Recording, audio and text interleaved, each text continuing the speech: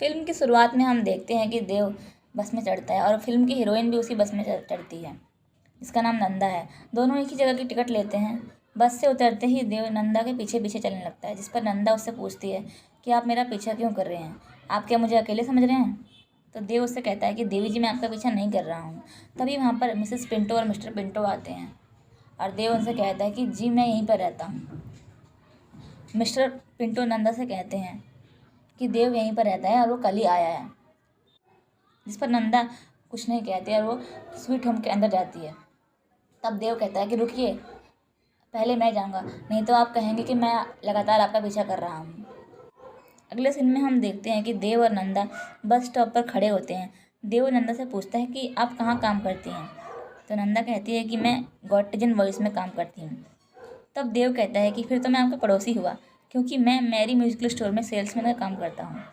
और तभी बस वहाँ आ जाती है, जिससे देव को बस में जगह नहीं मिलती और नंदा कहती है शाम को भी ऐसा ही होगा, 5 बजे मिलते हैं पार्क स्ट्रीट बस स्टैंड पे। फिर हम मैरी म्यूजिकल स्टोर के मालिक IS जौहर को देखते हैं, जो काफ़ी गुस्से में था क्योंकि आज देव का काम पर पहला दिन था, लेकिन वो अभी तक नहीं आया था। और वो चपरासी को बुलाकर कहता है कि देव बाबू आए तो उन्हें इत्तला करना। देव आते ही चपरासी को कुछ पैसे देता है और कहता है कि मालिक से कहना कि मैं आधे घंटे पहले ही आ गया था और पियानो ठीक कर रहा था। देव के देर से आने पर स्टोर का मालिक उससे थोड़ा गुस्सा होता है, लेकिन कुछ देर बाद ही देव अपनी शायरी से उसका दिल जीत लेता है। देव की शायरी सुनकर स्टोर का मालिक बहुत खुश होता है और कहता है कि मेरा एक दोस्त पब्लिशर है जो कविताएं और गीतों को छापता है, अगर तुम चाहो तो मैं तुम्हारी किताब भी छपवा सकता हूँ। जिस पर देव उनका शुक्रिया अदा करता है और कहता है जी बिल्कुल। और स्टोर का मालिक कहता है कि तुम्हारी सैलरी कितनी है? 300 रुपये ना, चलो मैं तुम्हारा सैलरी 350 रुपये कर देता हूँ। फिर देव उनसे कहता है कि आपने कहा था यहाँ आने का समय 9 बजे से है और जाने का 5 बजे से, अगर आप मुझे शाम को 5 बजे से पहले सिर्फ 5 मिनट पहले छोड़ दें तो बड़ी मेहरबानी होगी। तो इस पर स्टोर का मालिक कहता है 5 मिनट क्यों, तुम 10 मिनट पहले जाओ या फिर 50 मिनट पहले जाओ। और दरबान से कहता है कि आगे से देव बाबू को जाने के लिए रोकना मत। फिर देव टैक्सी लेकर बस स्टैंड पर पहुंचता है, जहां नंदा पहले से खड़ी होती है। फिर वो बस में भीड़ होने के कारण उससे नहीं जाते हैं और एक रेस्टोरेंट में जाकर चाय पीने लगते हैं, जहाँ पर दोनों बातचीत कर रहे होते हैं। तो नंदा कहती है कि उसकी सिर्फ एक दादी है, उसके माँ बाप नहीं हैं। तो इस पर देव कहता है कि मेरे भी माँ बाप नहीं हैं, मैं अनाथ हूँ। बातों बातों में वो लोग गांव की बात करने लगते हैं। तो देव कहता है कि हम किस दिन छुट्टी के दिन हम लोग गांव जाएंगे और भुट्टा खाएंगे, खुद भुट्टा तोड़ेंगे, उसको भूनेंगे, फिर खाएंगे। अगले सीन में देव एक जगह बैठा होता है। तभी हमारी फिल्म की दूसरी हीरोइन कल्पना कार से कहीं जा रही होती है, तो उसकी कार से कीचड़ देव के कपड़े और कोट पर पड़ जाता है, जिस पर देव उसे कहता है शायद आपका कोई सामान नीचे गिर गया है। कल्पना जैसे ही कार से बाहर आती है तो देव उसे सबक सिखाने के लिए पाइप से पानी उसके ऊपर डाल देता है, जिससे वो उसके कपड़े गीले हो जाते हैं। कल्पना काफ़ी गुस्सा होती है और अपनी कार में जाती है, लेकिन उसकी कार स्टार्ट नहीं होती। कल्पना को परेशान देखकर देव उसकी मदद करता है और उसे घर तक छोड़ता है। देखते हैं कि देव की किताब छप चुकी होती है और स्टोर का मालिक उसे ये खबर देता है और बहुत खुश होता है। कहता है कि मेरे पब्लिशर दोस्त ने 5 किताबें भेजी हैं, जिसे मैं सिर्फ अपने उन कस्टमर्स को दूंगा जो मेरे बहुत ख़ास हैं, वो भी अपनी शुभकामनाओं के साथ। इस पर देव कहता है कि क्या इसमें से आप एक कॉपी मुझे देंगे? तो इस पर स्टोर का मालिक कहता है कि क्या तुम अपनी किताबें खुद पढ़ोगे? तो वो कहता है जी नहीं, ये किसी खास के लिए है। तो वो कहता है ओ ठीक है। फिर नंदा और देव छुट्टी वाले दिन गांव में भुट्टा खा रहे होते हैं और देव उसे अपनी किताब की एक कॉपी देकर उसे कहता है कि ये मेरी किताब है और इसकी सारी कविताएं मैंने लिखी हैं। तो नंदा कहती है कि आप एक कवि भी हैं, हमें तो मालूम ही नहीं था। अगले सीन में हम देखते हैं इस फिल्म की तीसरी हीरोइन, जिसका नाम राधा रानी और उसे लोग प्यार से सिमी भी बुलाते हैं, जिसको जिसको म्यूजिकल स्टोर के मालिक ने देव की किताब भिजवाई होती है, क्योंकि वो उनकी खास कस्टमर होती है। फिर हम देखते हैं कि देव सिमी के घर आता है पियानो का डिलीवरी करने के लिए, जहाँ देव और सिमी की मुलाकात होती है और बातों ही बातों में देव बताता है कि इस किताब का लेखक मैं ही हूँ और फिर वहाँ से चला जाता है। अगले सीन में नंदा स्टोर पर कस्टमर बनकर आती है और वहाँ पर म्यूजिकल इंस्ट्रूमेंट्स देखती है और चली जाती है।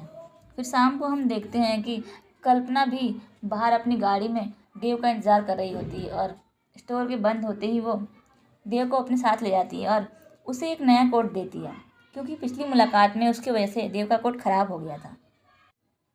रोड पर गाड़ी में नंदा देव और कल्पना को साथ में जाते हुए देख लेती है और वो थोड़ा दुखी होती है। घर आते ही देव नंदा से देर से आने के लिए माफ़ी मांगता है और उससे उसके नाराज़ होने का कारण पूछता है। नंदा इस बात को टाल देती है। फिर अगले देव कल्पना का कोट वापस करने के लिए जाता है उसके घर, जहाँ पर कल्पना देव को भी अपने साथ शूटिंग पर जाने के लिए कहती है। शूटिंग के बाद वो देव को अपने साथ लॉन्ग ड्राइव पर जाने के लिए कहती है, लेकिन रास्ते में ही उनकी कार ख़राब हो जाती है और वो एक गांव में पहुंच जाते हैं।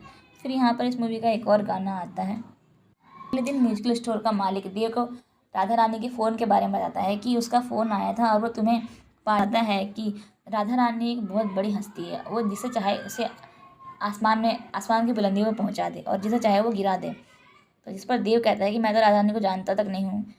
तो स्टोर का मालिक कहता है कि कोई बात नहीं, तुम एक बार फ़ोन तो करो। देव सिमी को म्यूजिकल स्टोर से ही कॉल करता है और पार्टी में जाने के लिए मना करता है, पर सिमी के बार रिक्वेस्ट करने पर हाँ कर देता है।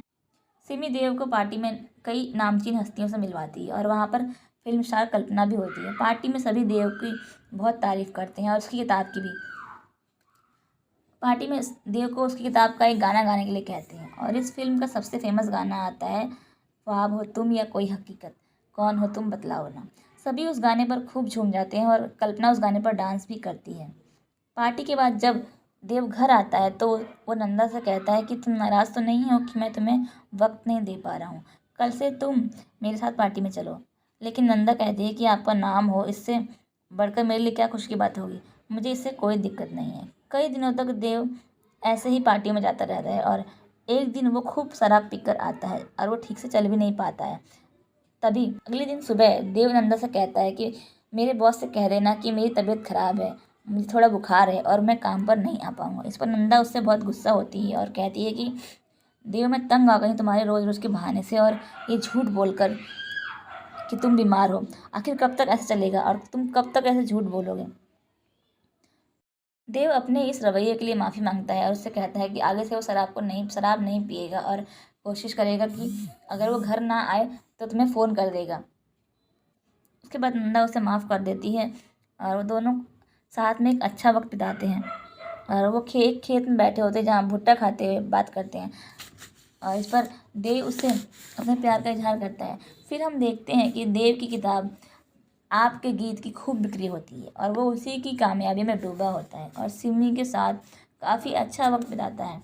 सिमी उसे वहाँ बताती है कि कश्मीर में एक कल्चरल फेस्टिवल होने वाला है, जहाँ पर पूरे देश के नामी और गिरामी लेखक, कवि, संगीतकार और गीतकार आएंगे। मैं चाहती हूँ कि तुम भी वहाँ चलो,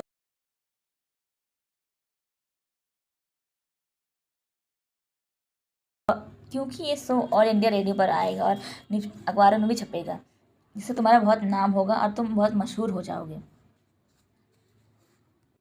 सिमी की बात सुनकर देव कश्मीर जाने के लिए तैयार हो जाता है और दोनों कश्मीर चले जाते हैं। कश्मीर में देव की खूब वाहवाही होती है और उसका खूब नाम होता है और वो लोग वहाँ पर बहुत खुश होते हैं, थोड़ा टाइम बिताते हैं। देव सिमी की काफ़ी तारीफ़ करता है। सिमी वहाँ देव से पूछ लेती है कि क्या तुम मुझे पसंद करते हो, मुझे जवाब चाहिए। देव यहाँ पर सिमी से एक हफ्ते का समय मांगता है और सिमी को वहीं छोड़कर वापस आ जाता है, जहाँ पर वो कल्पना से मिलने जाता है। कल्पना भी यहाँ पर देव से वही सवाल पूछती है कि वो अपने इस रिश्ते को आगे बढ़ाना चाहती है, क्या वो भी उसे पसंद करता है। यहाँ पर देव उसे भी कुछ जवाब नहीं देता है, उससे भी थोड़ा समय मांगता है और उसको भी वहीं छोड़कर वो वापस स्वीट होम आ जाता है, जहाँ पर नंदा उसके घर आते ही उसे कर रहे थे कि मैं तुम्हें कितना याद कर रही थी, क्या तुम भी मुझे याद कर रहे थे। जिस पर देव कहता है कि वो बहुत थक गया है और वो अपने कमरे में जा रहे हैं, पर नंदा कहती है कि लाओ मैं तुम्हारे सर दबा देती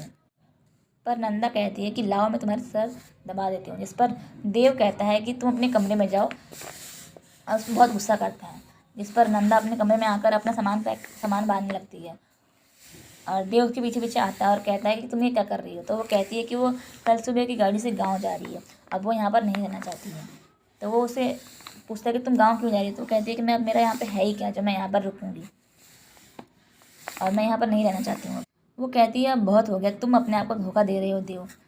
देव नंदा को मनाने की कोशिश करता है, लेकिन नंदा नहीं मानती और वो अपने आप को कमरे में बंद कर लेती है। देव स्वीट होम से बाहर निकल आता है और वो सड़कों पर घूमने लगता है और वो बहुत परेशान होता है। तभी उसे वहाँ पर एक हिप्नोटिस्ट और एस्ट्रोलॉजर की दुकान दिखती है। तो वो वहाँ पर जाता है और अपनी सारी बातें उस एस्ट्रोलॉजर को बताता है, जिस पर वो एस्ट्रोलॉजर उसे एक ड्रिंक देता है पीने के लिए। और उसे पीते ही देव अपने आप को कल्पना के साथ इमेजिन करता है, जहाँ पर उसकी शादी कल्पना से हो गई है। और कल्पना शादी के बाद देव को बिल्कुल भी टाइम नहीं दे रही है, वो सिर्फ अपनी शूटिंग में बिजी होती है और देव सिर्फ उसका असिस्टेंट बन के रह गया है, मीन्स बॉडी गार्ड बन के रह गया है। अपने करियर पर ध्यान देती है और शादी के बाद वो सिर्फ उसका एक असिस्टेंट बनकर रह गया है। फिर अगले सीन में हम देखते हैं कि देव अपने आप को सिमी के साथ इमेजिन करता है, जहाँ उन दोनों की शादी हो गई है और शादी के बाद वो काफ़ी खुश हैं। लेकिन कुछ दिन बाद जब सिमी प्रेग्नेंट होती है तो वो कहती है कि वो अभी प्रेग्नेंट नहीं होना चाहती है और वो अबॉर्शन करवाना चाहती है, जिस पर देव उसे कहता है कि तुम ऐसा क्यों करना चाहती है। तो वो कहती है कि वो अभी माँ नहीं बनना चाहती, वो नहीं चाहती कि वो सिर्फ आया बनकर घर में रहे और देव बाहर जाकर दूसरी लड़कियों के साथ चक्कर चलाए। जिस पर दोनों में झगड़ा हो जाता है और सिमी देव की काफ़ी इंसल्ट करती है। लास्ट में वो अपने आप को नंदा के साथ देखता है, जहाँ नंदा उसे छोड़कर जा रही होती है। फिर उसे यकीन हो जाता है कि नंदा ही वो लड़की है जिससे वो शादी करेगा, वही उसका प्यार है। और इसके साथ ही उसका वो सपना टूट जाता है। फिर वो वापस स्वीट होम आता है, जहाँ मिसेस पिंटो उसे बताती हैं कि नंदा तो अपने गांव चली गई। नंदा को याद करके देव बहुत दुखी होता है कि नंदा क्यों चली गई अपने गांव। तभी पीछे से नंदा उसे आवाज़ देती है और कहती है कि नंदा गई है खेतों में भुट्टे खाने, और दोनों एक दूसरे को गले लगा लेते हैं। यहीं पर ये मूवी ख़त्म हो जाती है।